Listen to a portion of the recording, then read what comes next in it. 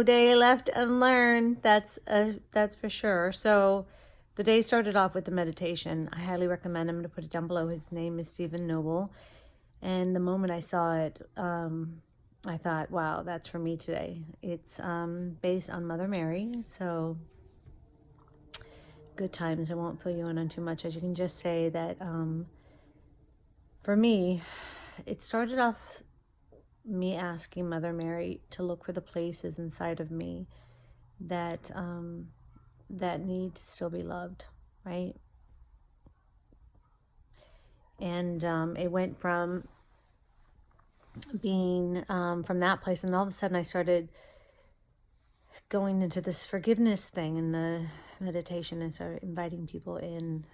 First there were 3 in the room, and then I had a whole room full of people that I had invited in to do a forgiveness thing with, because if I didn't have pain, I wouldn't have connected to their pain.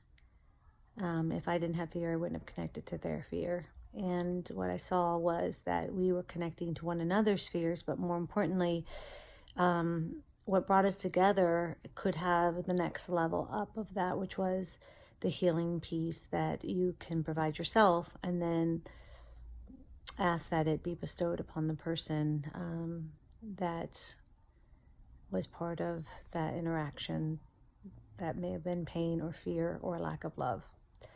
So I did that, and that was pretty amazing.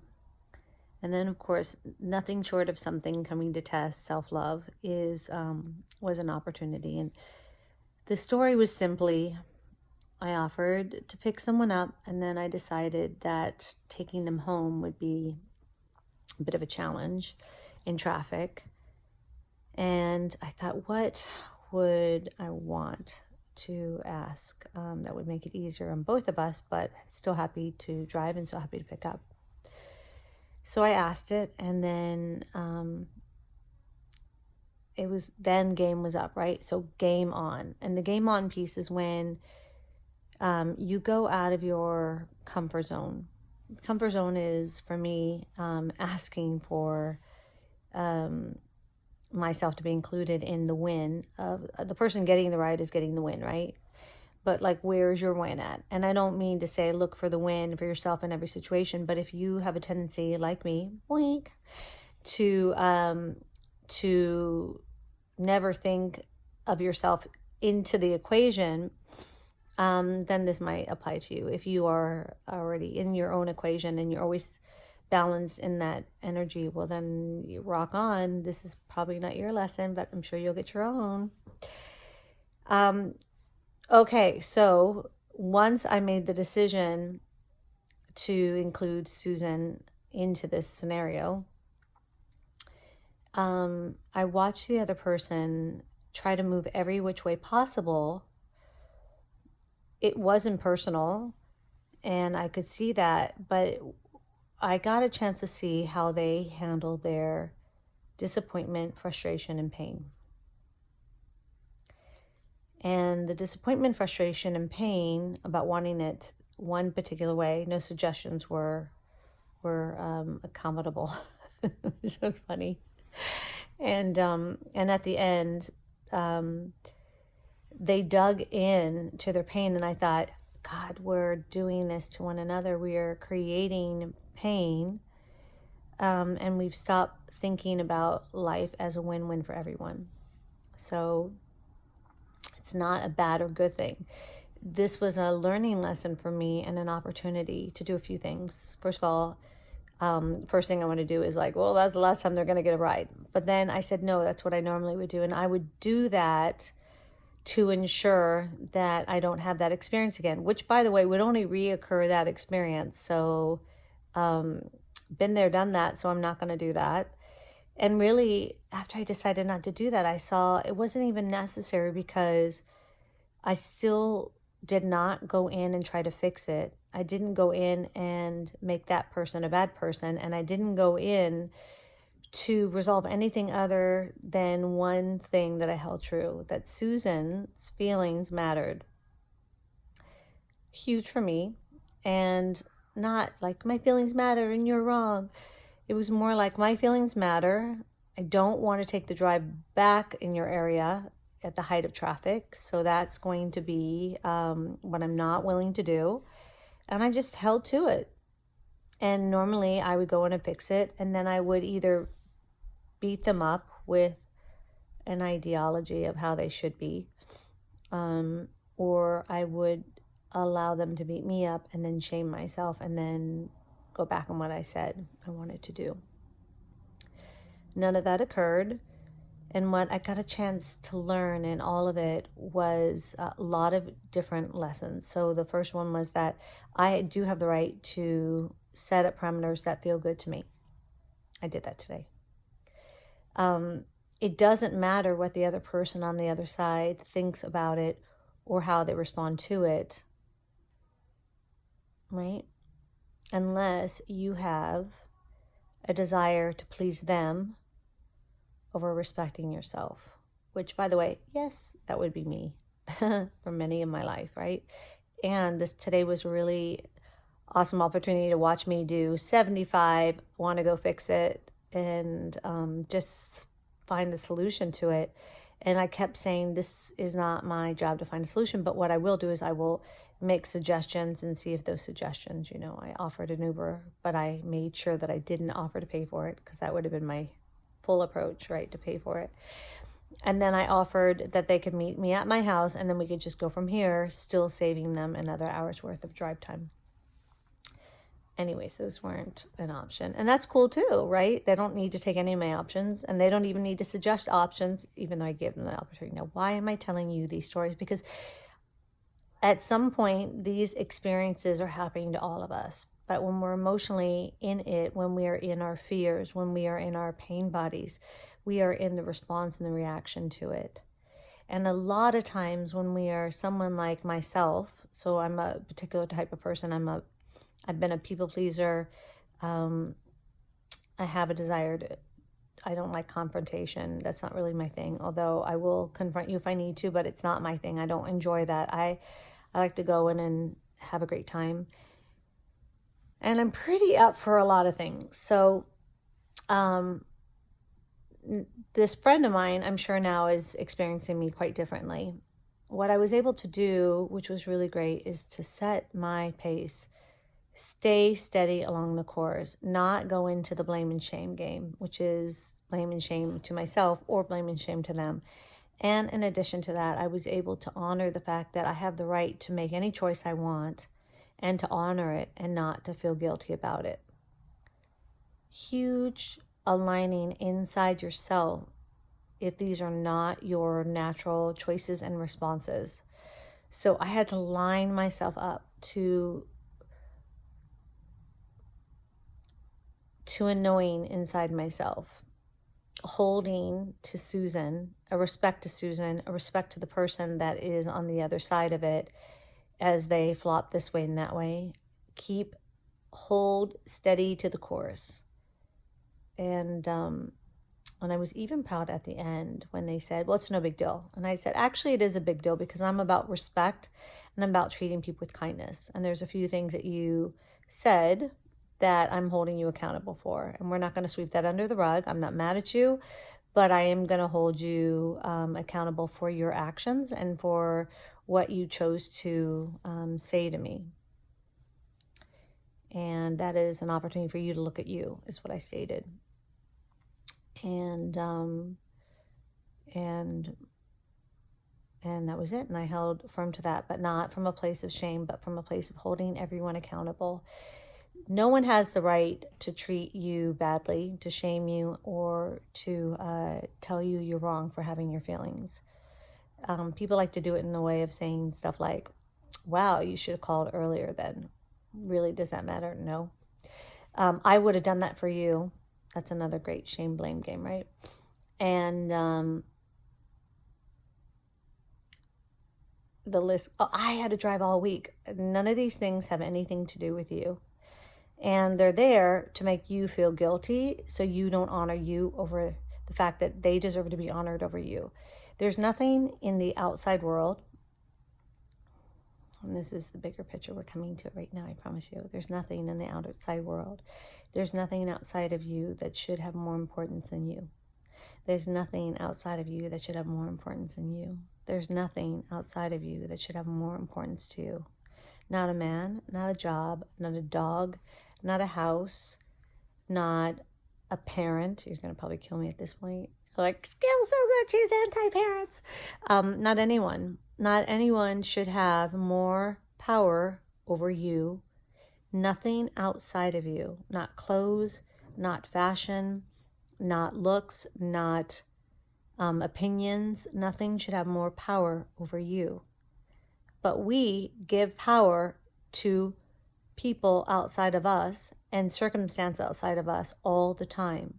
So you may have thought I was telling you a funny little story, but I'm telling you a story of how to realign, line yourself up, and let the world outside you be what it wants to be. But it doesn't have the right to harm you, bully you, put you down, or affect you. But it's happening all the time.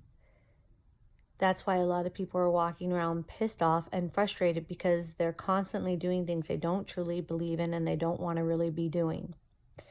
This should be the sum total of our entire society as a whole, right?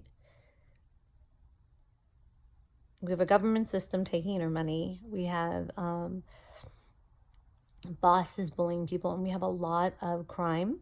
And then we also have a lot of abuse going on out there, men, women, and children.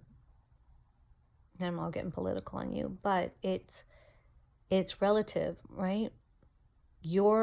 How you feel about yourself, how you treat yourself, and how you stand for yourself is relative to the world outside of you. I'm just getting this. I'm just understanding this to this level. We keep looking outside for the world to change. We keep being pissed off and wanting people to change. We keep cutting some people off and letting other people back in because we want them to change. We want them to acquiesce to our needs when we don't even do that for ourselves.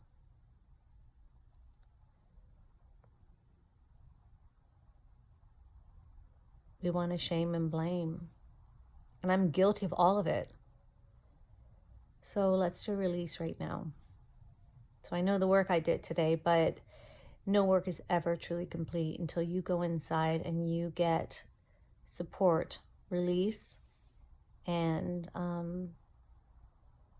that's it. Support and release from your Mother, Father, God source. Dear Mother, Father, God, I call you forth now, because no lesson could ever be complete until we remove the energies that have caused this to begin with.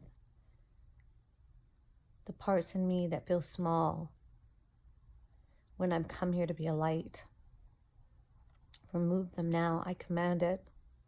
I no longer choose to feel small. I no longer choose to acquiesce. I no longer choose to shame myself and call it other. I've come here in this world to be a light, and I've come here in this world to be your light, to bring forth heaven here on earth, as we all have, through our heart.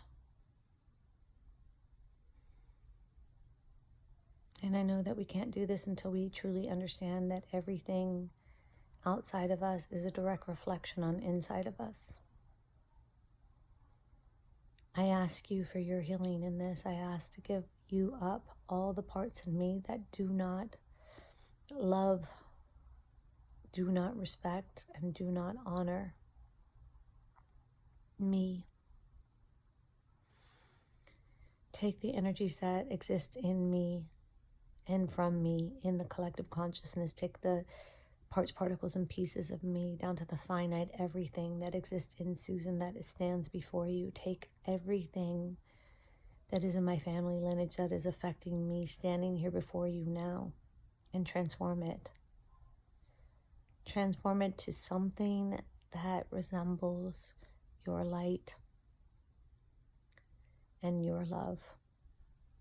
Not my opinions, not my truth, not my ideologies. I'm not interested in them. I've seen where it's gotten me, and I surrender. I surrender to you to heal the parts in me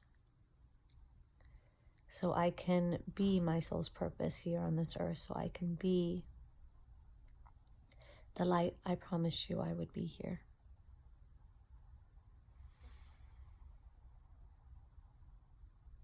And I know I'm asking, it shall be done, and I thank you from the bottom of my heart, Mother, Father, God, Source. Remove all parts, particles, and pieces of anything and all things in me that do not love myself, that do not honor myself, that do not allow me to be a part of an equation that creates more love and light.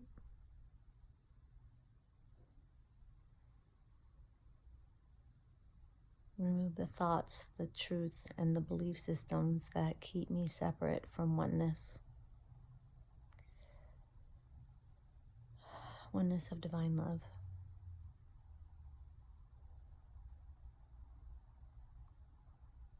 It's like I see your version of love, and then I look and I see my version of love. They're not the same. They're very, very, very different. And I want your version of love.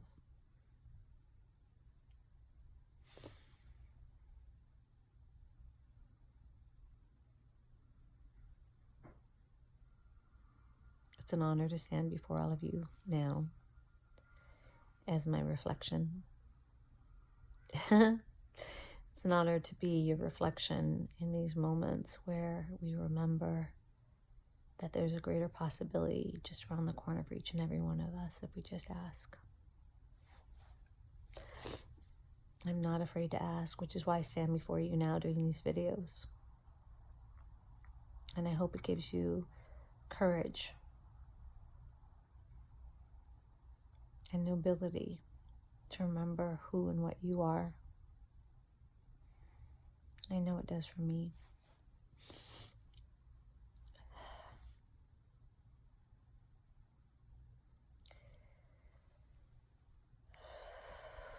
Susan, I stand before you now as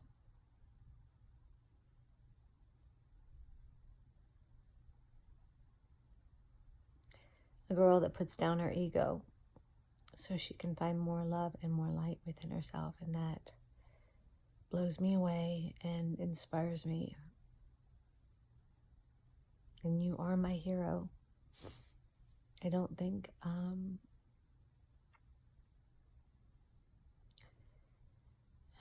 can love anyone as much as I love you and respect. Your respect level is up here for me. Thank you for being brave. Thank you for being honest and integral to a journey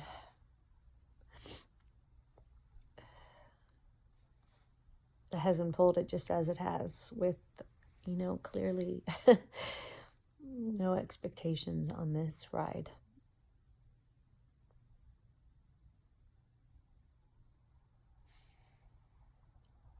I love you and I'm grateful. And I'm very proud.